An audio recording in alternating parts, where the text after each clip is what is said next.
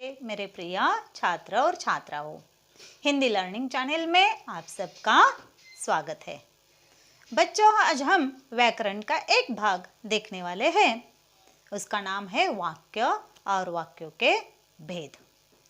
उसमें हम देखने वाले हैं वाक्य के आधार, रचना के आधार पर वाक्य के भेद। तो बच्चों, यहाँ मैंने फलक पर कुछ वाक्य लिखे हैं, उसकी ओर जरा ध्यान दो। पहला वाक्य क्या लिखा है? भारत एक महान देश है। दूसरा वाक्य लिखा है समय बहुत बलवान है। और तीसरा वाक्य लिखा है विद्यार्थी पाठशाला में पढ़ते हैं। ये तीन क्या है बच्चों? ये तीन वाक्य है। इनको हम क्या कहते हैं? वाक्य कहते हैं। वाक्य किससे बनता है? वाक्य शब्दों से बनता है। लेकिन कोई भी शब्द ऐसे ही हमने डाल दिए तो उससे वाक्य बनेगा क्या? यह पहला वाक्य शब्द पहला लिया, इसमें से कोई उलट पुलट करके शब्द हमने रख दिए तो उससे वाक्य, उन शब्दों से वाक्य बनेगा क्या? नहीं। वाक्य कैसे बनेगा? शब्दों को क्रमबद्ध या व्याकरण के नियमों के अनुसार उसे रखने से क्या बनेगा? वाक्य बनेगा। तो देखो, यहाँ वाक्य की व्याख्या मैंने बताई है। शब्दों का वह समूह होता है। वाक्य क्या होता है? शब्दों का वह समूह होता है जिससे कोई अर्थ निकले। वाक्यों का समूह मतलब वाक्य नहीं है। शब्दों का समूह, इसका अर्थ वाक्य नहीं होता। वाक्य उसे कहते हैं जो क्या होता है? शब्दों का वह समूह होता है जिससे कोई अर्थ प्रकट होता है। केवल शब्दों के समूह को वाक्य नहीं कहा जाता। शब्दों का समूह ऐसा जो व्याकरण के नियमानुसार, नियमों से बंधे हो और कोई अर्थ प्रकट करता हो, उसे क्या कहते हैं? वाक्य कहते हैं। शब्दों के सार्थक समूह को वाक्य कहते हैं। दूसरी व्याख्या मैंने बताई है, शब्दों के सार्थक समूह को वाक्य कहते हैं। और वाक्य क्या करते हैं? वाक्य विचारों की पूर्णता प्रकट करते हैं। वाक्य विचारों की पूर्णता प्रकट करते हैं। तो वाक्य क्या होता है आपके समझ में आया। इसी तरह आप अपनी परीक्षा में अच्छे अच्छे वाक्य लिखते हैं। निबंध में हमें वाक्य लिखने पड़ते हैं, पत्र लेखन में वाक्य लिखने पड़ते हैं, बड़े संक्षेप में उत्तर लिखो, उसमें भी आप अपने वाक्य तैयार करते हैं और वह वाक्य लिखते हैं। अच्छे मुहावरेदार भाषा शैली से बने हुए वाक्य जब आप परीक्षा में लिखते हैं तो उससे आपको अच्छे अंक प्राप्त होते हैं। इसलिए वाक्यों की रचना कैसी होनी चाहिए? आकर्षक, मुहावरेदार और रोचक होनी चाहिए। इससे आपको क्या होते हैं? परीक्षा में अच्छे अंक मिल सकते हैं। तो बच्चों, इसी वाक्यों के आधार पर वाक्य के दो भेद बताए गए हैं। वाक्य के क्या बताए हैं? वाक्य के दो भेद बताए हैं, वे आज हम सीखने वाले हैं।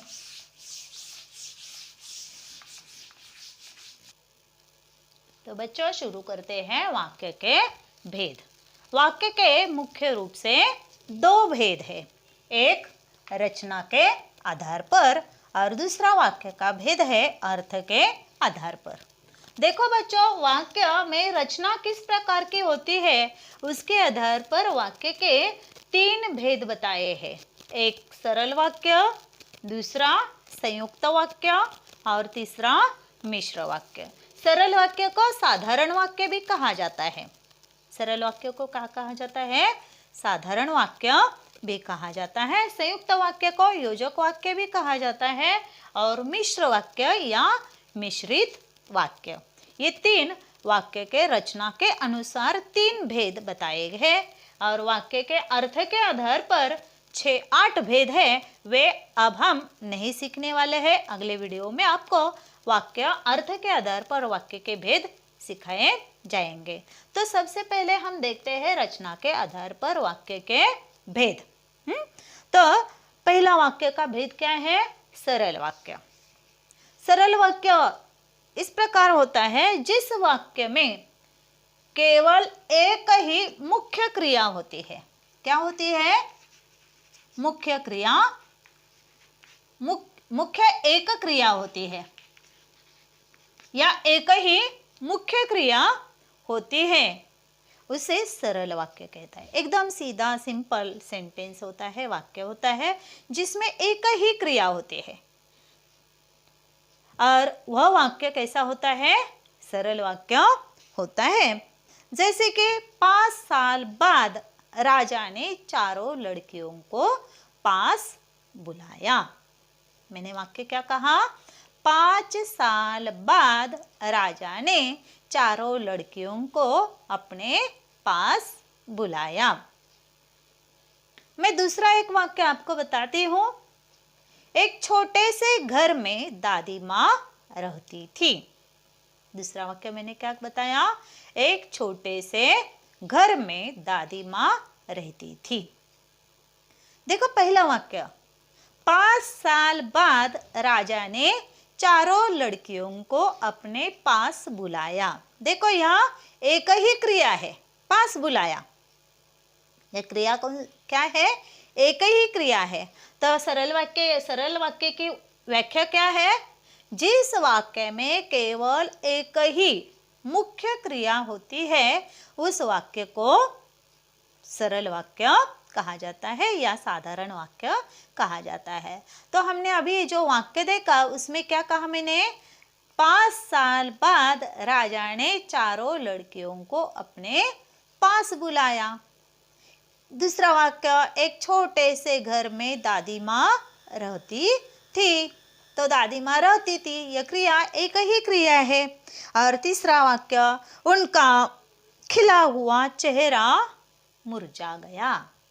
मैंने वाक्य क्या बताया? उनका खिला हुआ चेहरा मुरझा गया। इन तीनों वाक्यों में आपको क्या दिखाई दिया? बुलाया, रहती थी और मुरझा गया। ये तीन क्या है?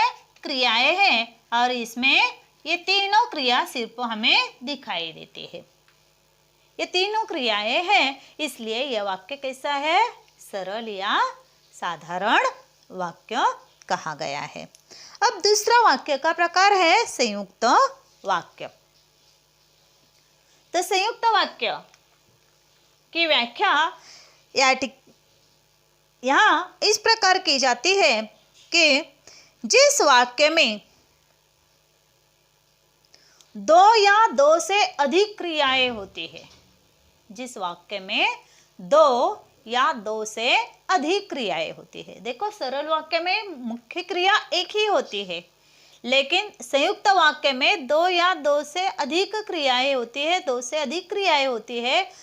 दो अलग अलग वाक्य होते हैं और उन दो अलग अलग वाक्यों में अलग अलग क्रियाएं होती है और उन दो क्रियाओं को, उन दो वाक्यों को किसी समुच्चय बोधक अव्यय शब्द से जोड़ा जाता है। क्या किया जाता है? संयुक्त वाक्य में किसी भी समुच्चय बोधक अव्यय शब्द से या योजक शब्द से उसे जोड़ा जाता है, इसलिए वह योजक वाक्य होता है। तो समुच्चय बोधक अव्यय शब्द से वे वाक्य क्या होते हैं? जोड़े जाते हैं। जैसे श्याम पाठ पढ़ता है और सुनील सुनता है। वाक्य मैंने क्या बताया? श्याम पाठ पढ़ता है और सुनील सुनता है। देखो यहाँ दो अलग अलग वाक्य है। एक वाक्य है श्याम पाठ पढ़ता है, दूसरा वाक्य सुनील सुनता है। ये दो क्रियाएं हैं। इस वाक्य में दो क्रियाएं हैं, लेकिन उन दो क्रियाओं को, इन दो वाक्यों को क्या किया? एक शब्द ने जोड़ा। वह शब्द कौन सा है? और। वह शब्द कौन सा है? और। श्याम पाठ पढ़ता है और सुनील सुनता है। तो संयुक्त वाक्य क्या करता है? समुच्चय बोधक अव्यय से दो क्रियाओं को जोड़ता है, इसलिए वह समुच्चय बोधक अव्यय होते हैं, उन्हें संयुक्त वाक्य कहा जाता है। दूसरा वाक्य, समय पर अंकुर फूटे, समय पर अंकुर फूटे और गेहूं के दाने तैयार हुए। समय पर अंकुर फूटे और गेहूं के दाने तैयार हुए। उसने परिश्रम किया, इसलिए उसे अच्छे अंक प्राप्त हुए। उसने परिश्रम किया, इसलिए उसे सफलता मिली। तो इसलिए यह शब्द क्या करता है, यहाँ दो वाक्य है, एक परिश्रम किया, उसे सफलता मिली। इन दो वाक्यों को क्या किया, एक शब्द ने, योजक शब्द ने जोड़ा है, इसलिए वह संयुक्त वाक्य हो गया है। तो देखो बच्चों, यहाँ संयुक्त वाक्य किस प्रकार पहचान सकते हैं आप, इसके लिए एक महत्वपूर्ण बात है, वह क्या है कि वह समुच्चय बोधक अव्यय से योजक शब्द से जोड़े जाते हैं। तो वह योजक शब्द कौन कौन से हैं, तो वह योजक शब्द है और, एवं, तथा, अथवा, लेकिन, परंतु, पर, क्योंकि, इसलिए। इस प्रकार के जो शब्द है क्या करते हैं, दो शब्दों को या दो वाक्यों को जोड़ते हैं, दो वाक्यों को जोड़ते हैं, दो क्रियाओं को जोड़ते हैं, और इसलिए वह योजक शब्द से जुड़ने वाले जो वाक्य होते हैं वह वाक्य कैसे होते हैं, संयुक्त वाक्य होते हैं। अब तीसरा प्रकार है मिश्र वाक्य। तीसरा प्रकार क्या है, मिश्र वाक्य।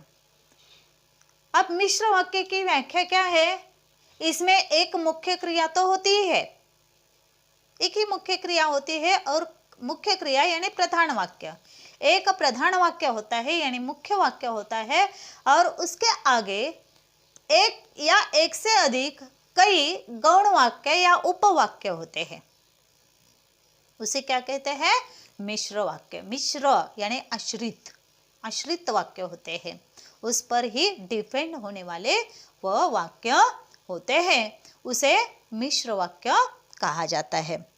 तो जैसे मेरा दृढ़ विश्वास है कि भारत जीतेगा, वाक्य मैंने क्या बताया, मेरा दृढ़ विश्वास है कि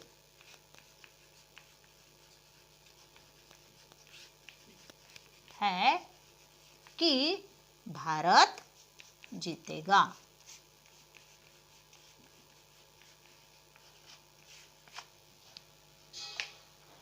देखो बच्चों, ये मुख्य वाक्य है, मेरा दृढ़ विश्वास है। किस पर दृढ़ विश्वास है, भारत जीतेगा। कि यह वाक्य की से आगे वाला वाक्य यह उपवाक्य है, यह गौण है। कब यह गौण वाक्य है, लेकिन इसको इस वाक्य से महत्व प्राप्त हुआ है, इसलिए यह मिश्र वाक्य कहा जाता है। सफल वही होता है जो परिश्रम करता है। दूसरा वाक्य क्या है, सफल वही होता है जो परिश्रम करता है। वही और जो, ये क्या हुए, दो वाक्य हुए। जब पाठशाला की घंटी बजी तब प्रार्थना शुरू हुई। जब पाठशाला की घंटी बजी तब प्रार्थना शुरू हुई।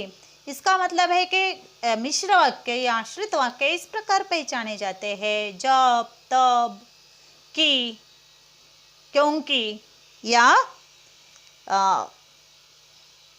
यदि, तो, इस प्रकार के जो शब्द होते हैं, इन शब्दों से क्या किए जाते हैं, यह मिश्र वाक्य जोड़े जाते हैं। धन्यवाद बच्चों।